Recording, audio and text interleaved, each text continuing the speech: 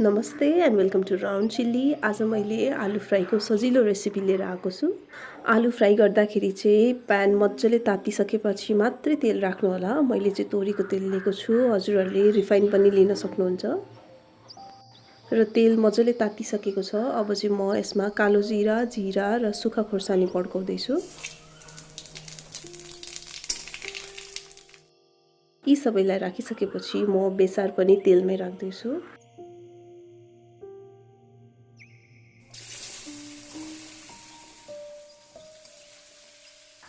अघि काटेर राखेको आलु त्यसमाथि राख्दैछु। आलु चाहिँ हजुरहरूले काटिसकेपछि सुक्खा पारेर राख्नुहोला।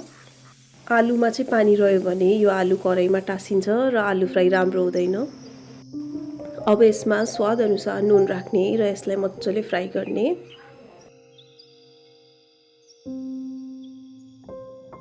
अब चाहिँ आलुलाई पाकुन्जेल र क्रिस्पी हुन्जेलसम्म फ्राई गर्छु।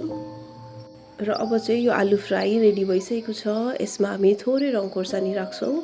रङ खोर्सानी चाहिँ हामी अन्तिममा राख्नुको कारण चाहिँ यो नडढोस् भनेर हो।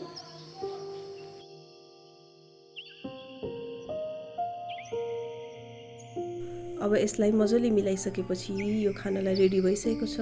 हजुरहरूलाई यो आलु फ्राईको रेसिपी कस्तो लाग्यो? मन पर्यो भने लाइक र कमेन्ट पनि गरिदिनु होला। Thank you, by by.